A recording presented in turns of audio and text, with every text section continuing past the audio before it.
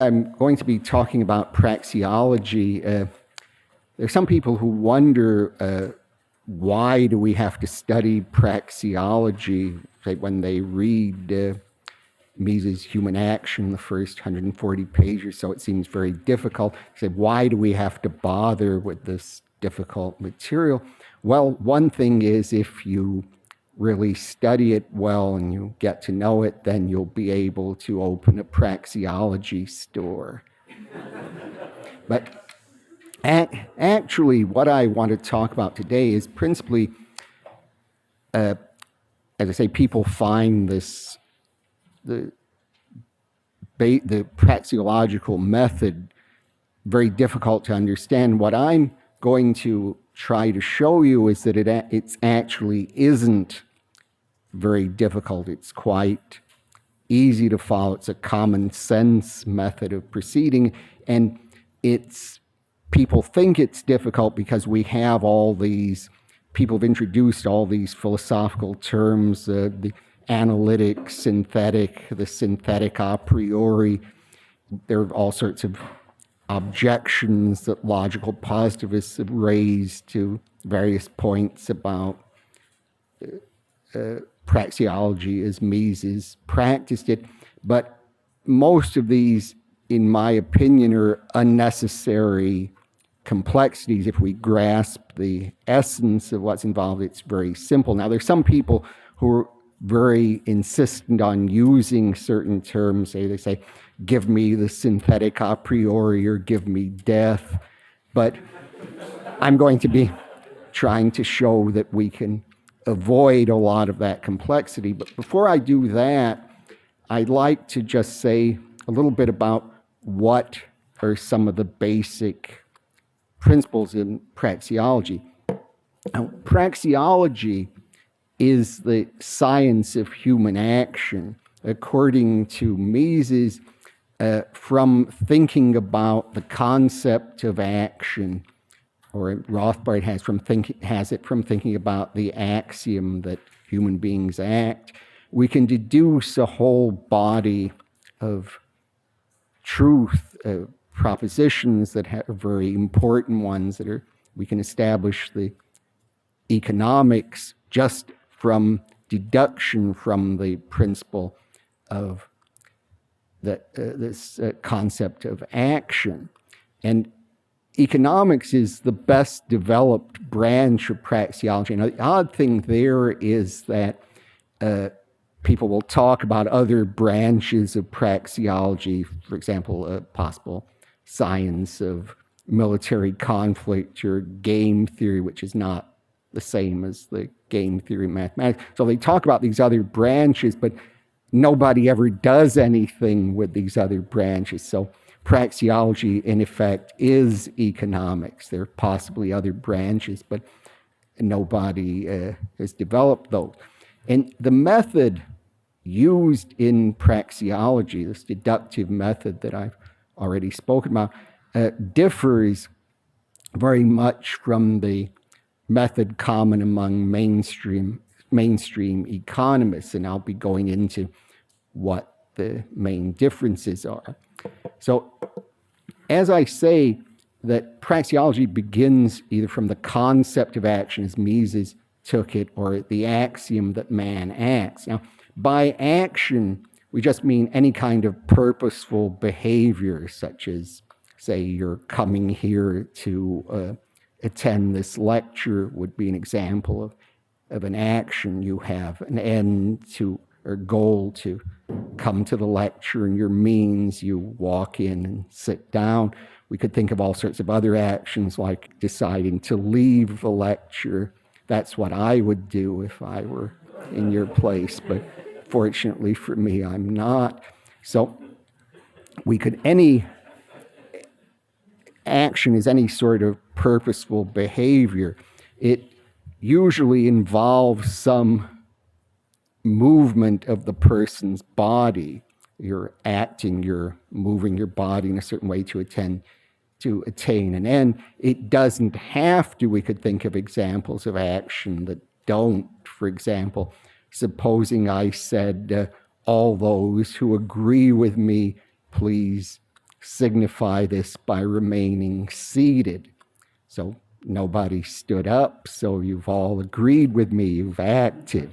So that would be an example of an action that doesn't involve the movement of the body, but it's again an action. It's using a means remaining seated to attain the end, signifying agreement.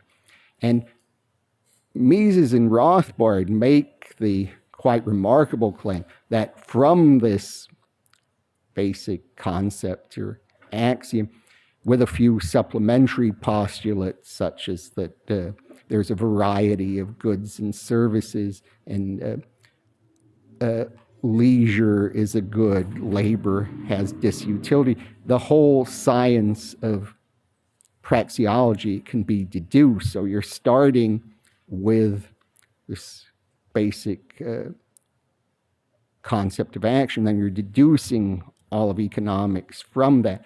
Now, the kind of deduction is what I call here material rather than formal. Now, what do I mean by that? Well, in logic, if you've taken modern symbolic logic, or mathematical logic, the reasoning proceeds formally. You do it as somewhat like mathematical equations. You have symbols, and then you get rules for deducing one step from another step. But this isn't the way praxeology proceeds. It's an ordinary language method of deduction where you have to understand the meaning of each step that as you're proceeding. So it's not formal, it's your understanding what's going on in each step as you're going through it. Now, understanding what's going on is something that many mainstream economists don't like very much. They like the formal deduction, but this is the way it's done in Austrian economics. I'll just give a few examples of praxeological reasoning. And if you say, how do we know these things? Again, by thinking about action. And when we think about action, we realize that these propositions are true. And one of them is that every action uses a means to achieve an end. This is just what we mean by an action. So every action uses a means to achieve an end. Then every action is a choice between alternatives. We're not determined to do just one action. We have a choice among alternatives, and we would always choose the alternative we value highest. Now, one other one I'll just mention, I didn't list it on the slide, it's very important, is in an exchange, you always value what you're getting more than what you're giving up. So in exchange, there's a double inequality in that the person you're exchanging with would have the reverse valuation. Now that one, incidentally, or not so incidentally, is especially important in the history of economic thought, because for a long time, ever since Aristotle wrote, and you get this in the classical economist David Ricardo, and you get it in Karl Marx, the view was that in an exchange, there's an equality, that if I, say, exchange one apple for one orange with somebody else, one apple equals one orange. There's things exchanged have to be equal. So it's one of the basic contributions of a subjective theory of value of the 1870s is that we don't assume this. We're assuming that, on the contrary, we realize that an exchange involves a double inequality. Now, you might raise an objection here, which is something like this. Isn't it obviously true that an exchange involves this inequality, that if you exchange something, you want what you're getting more than what you're giving up? So if it's so obvious, why did everybody from Aristotle to Marx talk about equality? whatever you say about Aristotle or Marx, you can't say they were stupid. So how did they miss this? And what we have to realize is, I don't think they would have denied that an exchange involves this kind of inequality, but they would have said that point, the subjective value, or what they call the use value, isn't relevant to determining the exchange value, why the goods exchange at a certain rate. They said to figure that out, you have to assume equality. And it's the great contribution of the Austrian, the subjective theory, that you don't need that from the subjective valuations of people, which have this feature of double inequality. You can get an account of prices. You don't need the assumption of equality.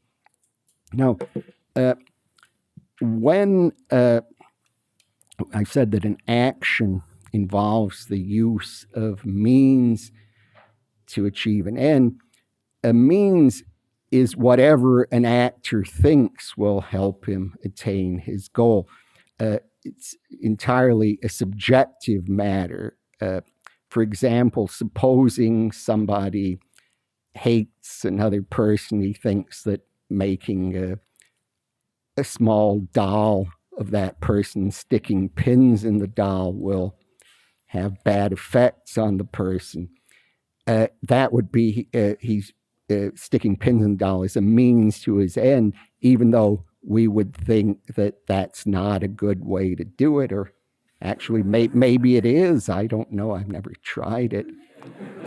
You never know, I suppose. But whether that, even if it isn't, even if it's in fact a silly way of doing things, it's still a means to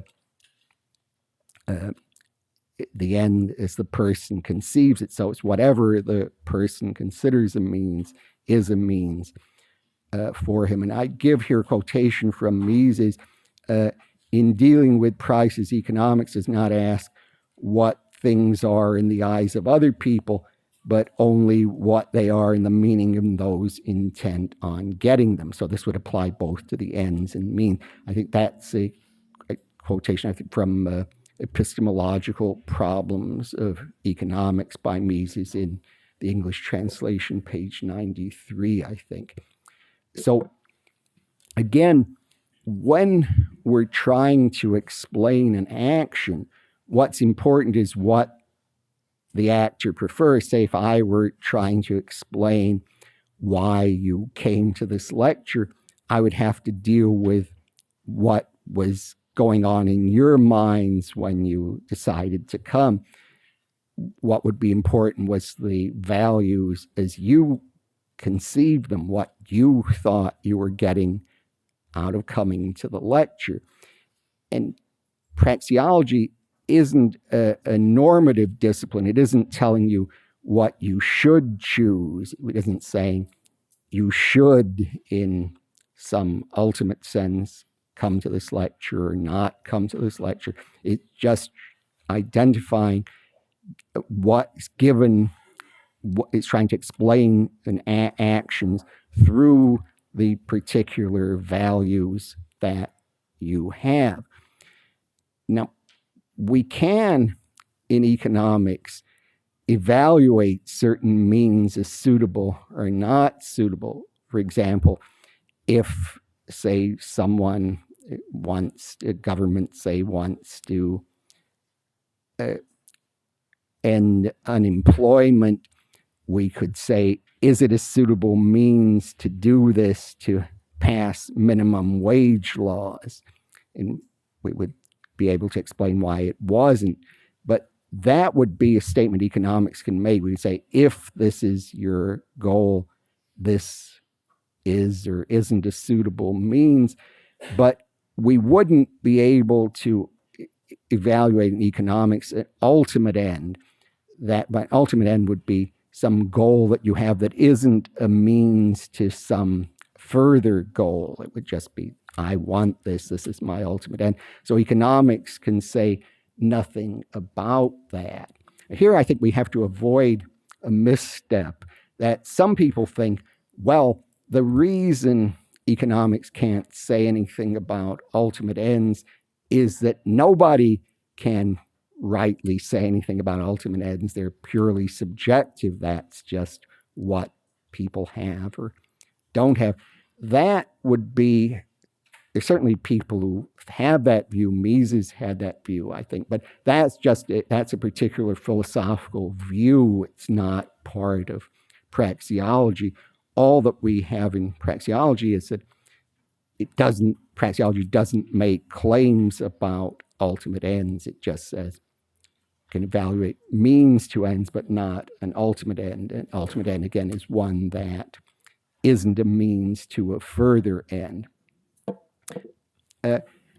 Now, one essential point is that praxeology isn't about particular actions that people do. I've given the example of coming to this lecture. So that wouldn't be something that you would study in praxeology, is why did you come to this lecture?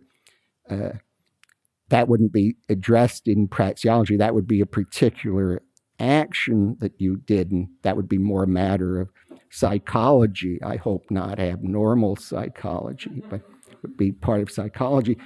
So what we're doing, we're not considering particular actions, but rather the form of an action, or what's true of any action just as such, just because it's an action. The general features or structural features that any action has. And because praxeology is confined to these general structural features, it doesn't make quantitative claims. For example, we can show through praxeology that lowering the price of a good will, other things being equal, result in an increase in the quantity of the good which is demanded. Say, if you lowered the price of a trip to Europe to $5, air trip to Europe to $5, there'd be a vastly increased demand, very likely. But we couldn't say through praxeology how much the quantity demanded would increase. So all we would be able to do is identify general features of the action, not particular details. Now, a key principle of praxeology is that only individuals act. How do we know that? Well, we just think about action. We realize that individuals are the actors, not larger groups. For example, suppose we say, we can talk about nations and classes existing, but they only act through individuals. For example, supposing we say that America declared war on Japan December 8th, 1941. So if we're trying to analyze that statement, we would mean that certain people in the U.S. Congress passed a resolution, and as a result of that, other people did other things, and the U.S. was at war with Japan. But we wouldn't analyze it. There's some separate entity, the United States or Japan, that are acting apart from the individual. It's only the action of these collective groups are to be analyzed by the actions of individuals. The one thing, again, another point to avoid confusion, some people might take the view, well, only individuals exist. There aren't any nations or classes or larger groups, or they exist only in a metaphorical sense. And there are some people who hold that view, but that isn't one that's part of praxeology. That, again, is a particular view, the philosophical view that some people have, that the view is rather only individuals act. So it's perfectly in order to say, if you want, that nations and classes exist in the full non-metaphorical sense. It's just they don't act. Now, one objection that was raised to methodological individualism, it's an interesting one, I didn't put this on the slide, but I think it was raised by Bob Nozick in his article on Austrian methodology, which I think you can find in his book, Socratic Puzzles. And he said, well, if you have this reductionist view that nations and classes are to be, actions of nations and class are to be analyzed in terms of individuals who are acting, well, why don't you go further? Why don't you try to analyze human actions in terms of atoms and molecules? Why do you stop the reduction there? And I think what's wrong with that objection is it isn't, the methodological individualism isn't a principle based on a reductionist view, saying we should try to reduce theoretical entities to the lowest possible level. It's rather what we get from looking at the concept of action. So we're talking about individuals acting because they're the ones who act. Atoms and molecules don't act. We can, or if they do, they're not telling us about it. Anyway, so we can, by just thinking about the concept of action, we realize that the principle of methodological individualism is true. And you might think, again, that this principle sounds obvious, but when Mises was writing, remember he wrote Human Action, came out in 1949, but there'd been a German edition in 1940. When Mises was formulating his views in the early part of the 20th century, there were people who denied methodological individualism, like one of his rivals was a professor of economics, University of Vienna, called Ottmar Spahn, and he was one who denied that. He thought the collective was prior to the individual. It was the collective that acted. So there were people who denied this. So now I want to go into what I said was the main point I want to get across to you in the lecture, trying to explain the basis. How do we know what I've been saying about action, or what the other lectures are telling you is true? I mean, I can't say like the professor, was questioned by the student who said, take down what I give you or get out. I have to try to show why we should accept these views about these points about praxeology. How do we know they're true? So I want to contrast the way praxeology proceeds with mainstream economics, the neoclassical economics.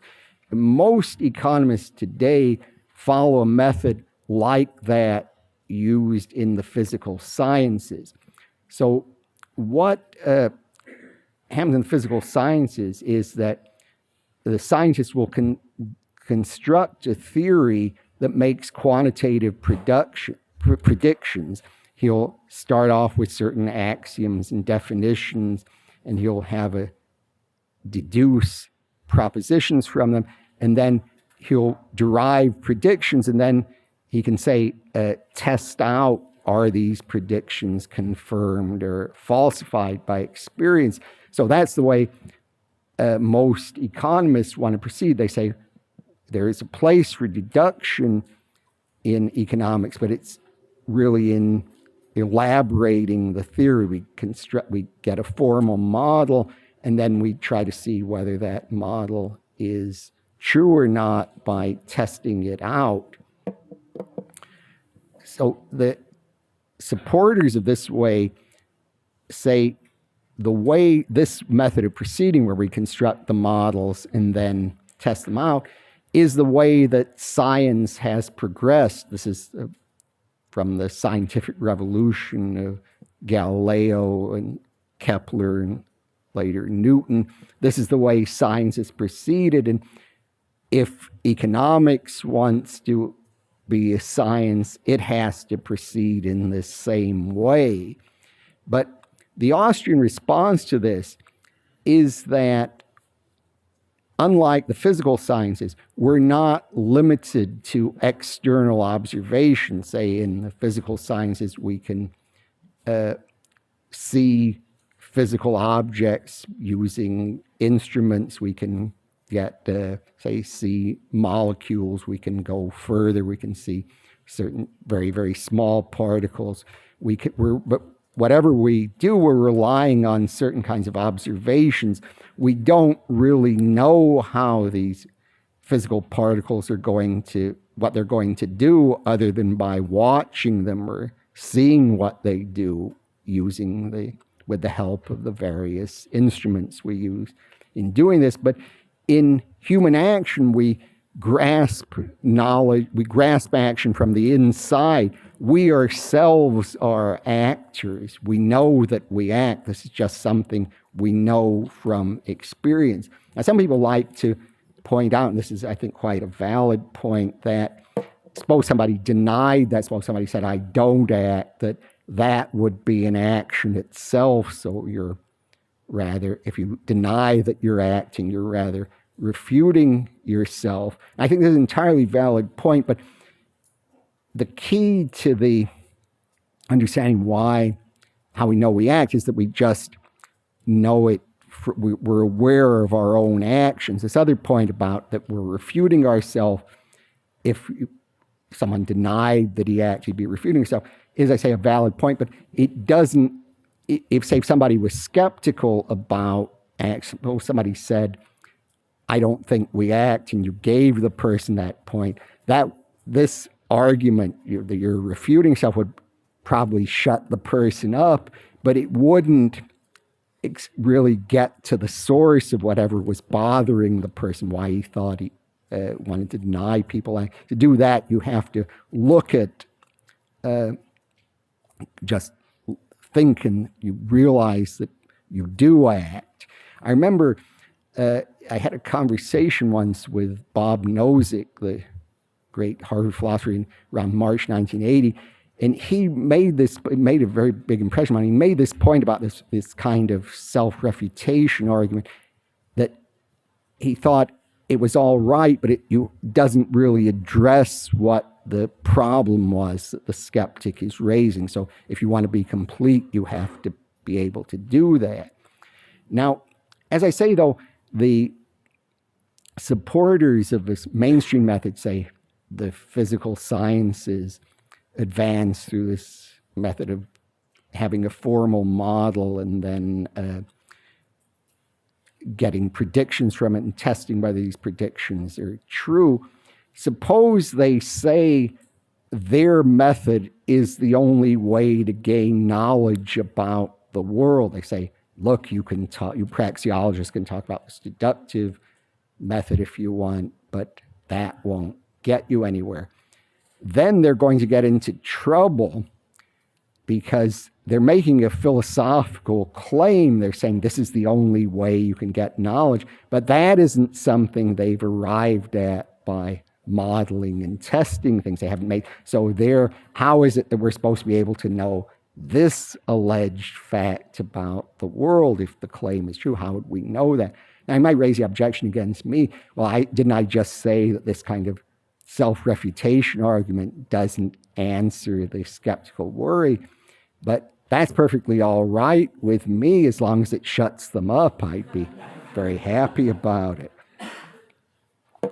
So now we come to the key question. How do we know that the principles of praxeology are true? And this is where I want to claim we have a simple answer, is that the action axiom is obviously true. We know that we act, and it doesn't require support from anything else. It's just something that's obviously true. And then we know one of the wonderful things about deduction is if you start with a true premise, whatever you deduce from it is also true. So we've started with something that's obviously true. Then if we're correct, we've deduced other things from it. So what we have is obviously true. As Bertrand Russell one said there are two methods of reasoning, deductive and bad. So this is how we know praxeology is true. Now, as I say, I think this is very simple. I just said, well, action axiom is obviously true, but it isn't the only example of an obviously true statement. We can come up with many of these. For example, I have a body, other people exist, the earth is larger than I am. And in philosophy, these are sometimes called Moorean facts, after the great British philosopher G. Moore, who was a professor at Cambridge in the early 20th century through around the 1940s, was stressed these very much. He pointed out there are certain things we just know to be true. That's it. We know them to be true.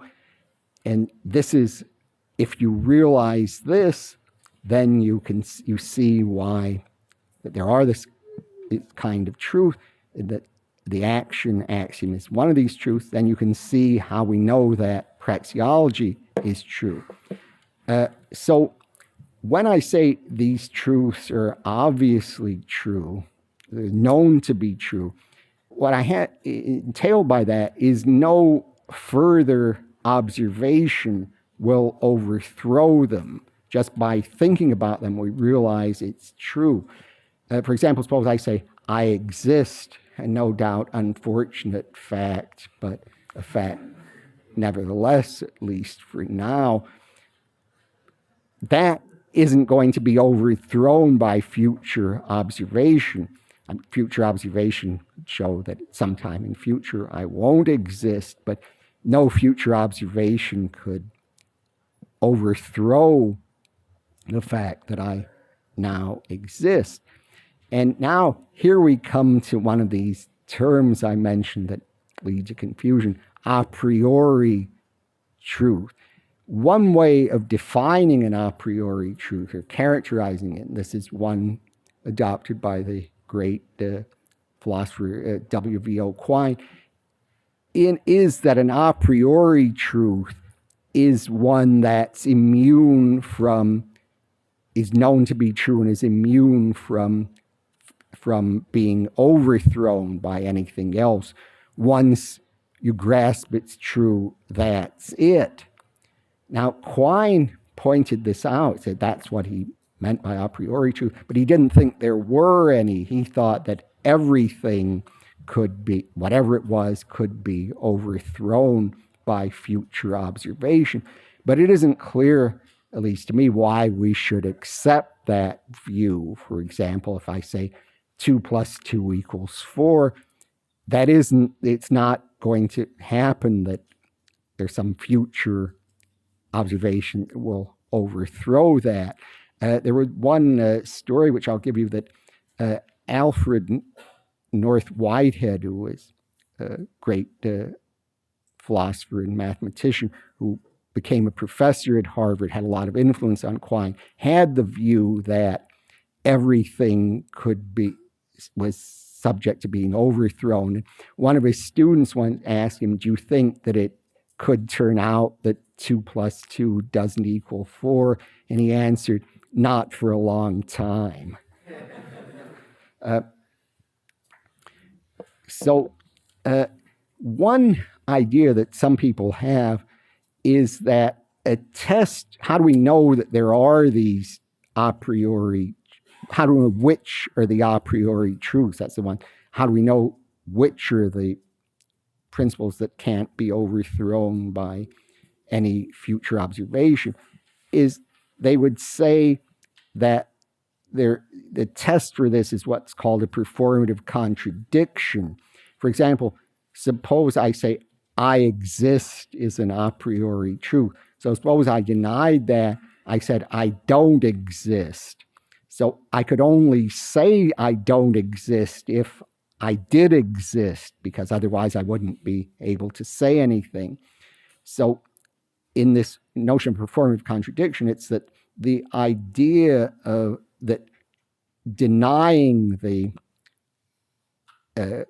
truth shows that, in fact, it's true. I'm only able to deny the principle because the principle is true, and my attempt to deny it shows that it's true. Now, this, I think, again, it's very nice as far as it goes, but it isn't a criterion for a priori truth. There are a priori truths of where this doesn't apply. For example, suppose I deny that 2 plus 2 equals 4. Suppose I say 2 plus 2 equals 5. I'm, say, a Keynesian economist. I say 2 plus 2 equals 5.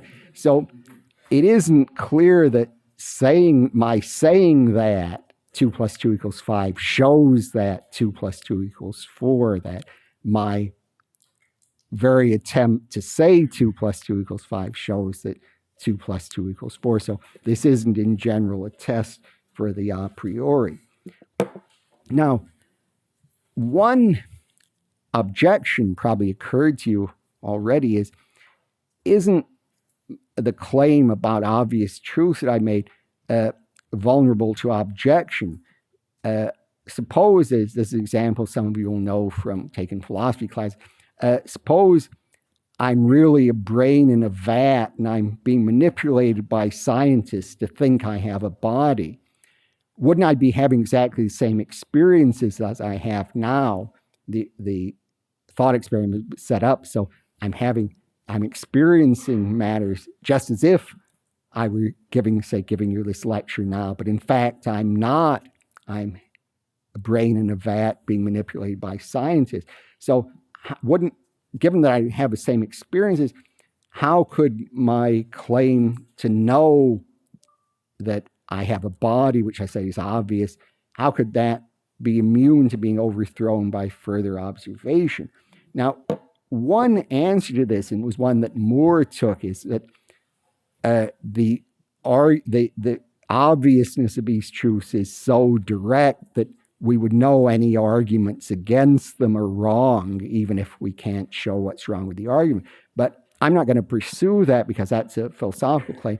What's important here is that praxeology is not an attempt to answer the problem of external world skepticism about the external world. In this respect, praxeology is like the other sciences. I've been emphasizing differences between praxeology and the physical sciences, but in here, praxeology is like the physical sciences. Just as in physics, we wouldn't say, how do we know there any matter at all? How do we know we talk about subatomic particles, but how do we know that our observations are really telling us anything? Maybe these are all somehow imaginary. That isn't a question that would be addressed in physics. And similarly, praxeology isn't concerned with skepticism about the external world. And it also isn't an attempt to solve the problem of other minds. The problem of other minds is, well, I know I don't know my own thoughts, but I don't know your thoughts, or so it's claimed. I can't, according to some philosophers at any rate, I can just observe your bodies, but I don't know that you're actually thinking or have minds. Some people don't think that's the case. They think that, in fact, we can observe other people's thoughts. But suppose you didn't think that, and the question would be, how do I know that there are other minds? Again, that isn't a question addressed by praxeology. Praxeology is not about what's going on in my mind or your mind. It's about actions in the world. Now, the point I've made that there are certain truths that are, such as the action axiom, that are a priori in the sense that they can't be overthrown by any future observation, is in conflict with Karl Popper's famous falsifiability criterion for scientific statements. According to Popper, every scientific statement has to be capable of being shown false by some future observation. And if the statement is unfalsifiable, then it isn't a scientific statement. So you see what Popper has done there. He's ruled out, just by setting up this criterion, any a priori truths as being scientific, because a scientific statement to him is one that can be, there's some observation that could show the statement false, but in an a priori truth, there's no future observation could show the statement's false. So it just, from praxeologists can say that Popper has made a question-begging claim. It's hardly an objection to a view that it couldn't possibly be false. At least I'm not thinking that. And in my opinion, the greatest obstacle nowadays to sympathetic consideration of praxeology by economists is the influence of Popper, especially some of his followers who are called critical rationalists. I think they're not very rational in my view. Whether critical is something else. So according to critical rationalism, they don't believe, and they take this quite literally, that people know anything. They think all we have is conjectures that are subject to testing, and they'll make statements. There are no good reasons to believe anything, or all arguments beg the question. As I'm not making these things up, this is what they actually say. And so I'd say, very well, if they're right, then there's no good reason to accept their view, and I don't accept it. So much for them. And Popperian views, although they're very popular among certain economists who are interested in methodology, but they're not too well accepted by mainstream philosophers of science. One of the principles that Popper had was he doesn't accept inductive reasoning, and most philosophers of scientists think that's implausible. Suppose I said I'm walking across the street and saying there's a lot of incoming traffic. So suppose I say, well, I'm not going to walk in front of the cars because that would be I'd be killed. That would be an example of inductive reasoning. And according to Popper, we don't know that I wouldn't be killed. It's just a hypothesis. So most people find that rather implausible. Now, so far I've said nothing about the distinction between analytic and synthetic a priori truth. And this has generated a lot of confusion. The logical positivists distinguish between two types of true statements, analytic and synthetic. And by analytic, they meant truths of meaning, such as all bachelors are male. And a synthetic truth is a truth about the world, such as bachelors are selfish. So the positivist argument then used this distinction against praxeology. They said all a priori truths are analytic, and analytic truth consists of conventions about using words. So praxeology can tell us nothing informative about the world, because to do that, you'd have to have synthetic a priori truths, but there aren't any. As Paul Samuelson said, there are no empirical a priori truths. And we can challenge both premises of these arguments. First, why should we think that all a priori truths are analytic? Say, when I exist doesn't seem to be an analytic truth. And besides, most concepts don't have precise definitions, so it's very hard to separate out any particular realm and say these are truths of meaning and these are truths of fact. So the whole positivist argument doesn't work. So I think at this point, fortunately, I'm sure you wished I'd done this earlier, but I think I'll stop now.